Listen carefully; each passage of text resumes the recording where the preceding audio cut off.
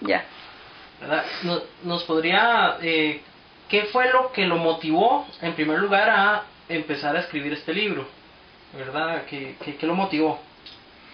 Bueno, en realidad, ese libro surge un poco por una situación, digamos, un poco peculiar. En Costa Rica los estudios, digamos, modernos sobre la nación, el origen de la nación costarricense, son más o menos recientes, o sea, se inician a partir de la década de 1990. Estos estudios lo que plantean, digamos, es que la nación en Costa Rica es una construcción cultural, o sea, no es algo que viene en los genes, sino que es algo inventado, digamos, fabricado, por decirlo en esa forma.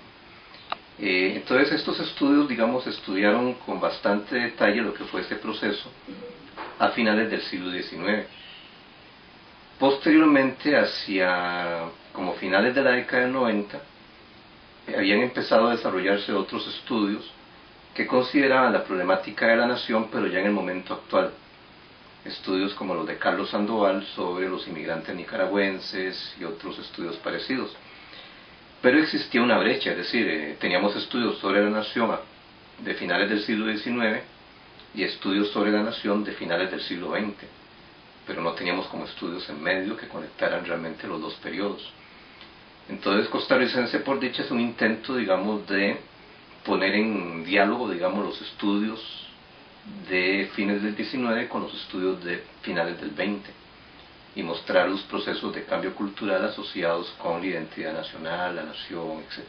El inicio del libro es como jocoso, es como una pequeña burla de esto del costarricense en taparrabo, qué sé yo. ¿A qué se debió ese inicio? Bueno, la idea era cómo mostrar, por un lado, los prejuicios que, por ejemplo, las naciones europeas tenían con respecto a las naciones latinoamericanas, pese a que las naciones europeas se constituyeron como naciones también en el siglo XIX.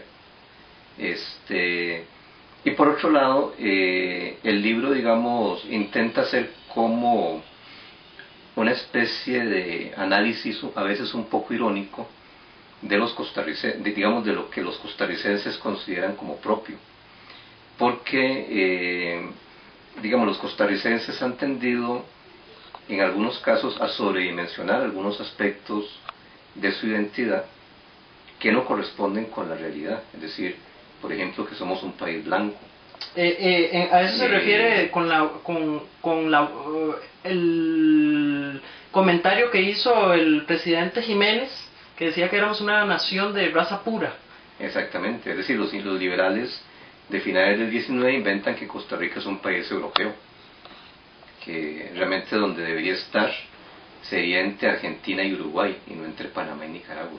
De hecho, ya más avanzado en el libro, entre los capítulos del 7 en adelante, más o menos, usted habla de los anuncios comerciales, de cómo se segregan las sociedades afrocaribeñas de nuestro país, cómo se segrega al moreno, cómo en las cuestiones de pseudoarte, por decirlo así, como los anuncios, podrían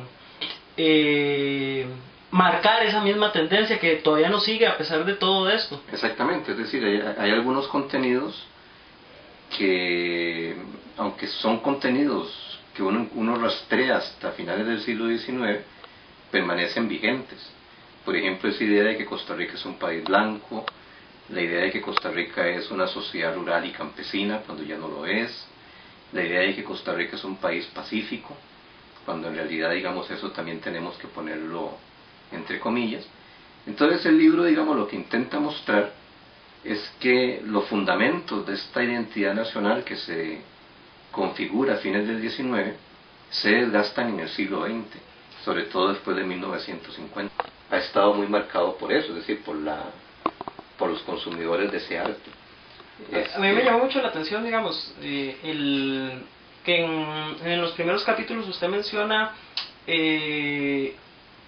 un problema que hubo con un pintor que pintó al Juan Santamaría moreno y con rasgos aborígenes, y que cómo fue rechazado porque creían que querían ver la figura de el tipo francés, ario, etcétera, etcétera. Eso me llamó mucho la atención, nunca lo había visto. Bueno, ese es el caso de Enrique Chandy, ¿verdad? Que, bueno, creo que ahí venía la pintura, ¿verdad? Enrique Chandy, que esa probablemente es una de las obras maestras de la pintura costarricense. Incluso, digamos, es de las obras más gigantescas que hay porque es un cuadro enorme.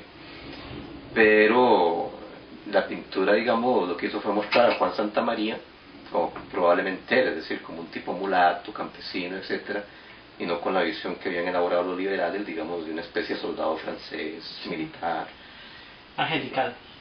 Bueno, y además como decidido, porque es que en la pintura que está ahí en el libro no se nota mucho, pero ya si uno lo ve, digamos, el Juan Santamaría que pinte Chandy es un Juan Santamaría que no es heroico, más bien es como alguien ¿Qué le quedaba?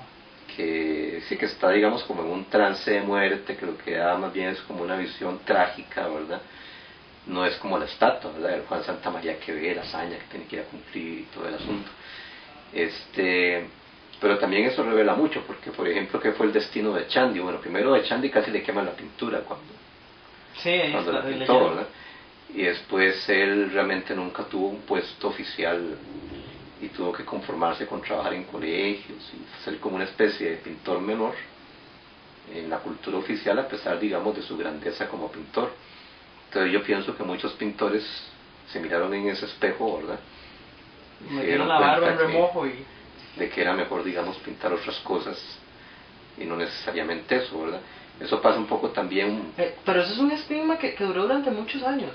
O sea, porque ahí vos mencionás, desde el momento que se hizo esa pintura hasta pasados los años 40 y toda la cuestión oficial era casi lo mismo. O sea, se pintaban las mismas casitas de adobe, se pintaban los mismos paisajes, se pintaban las mismas cosas. O sea, no, como que les dio miedo, quedaron como aterrados.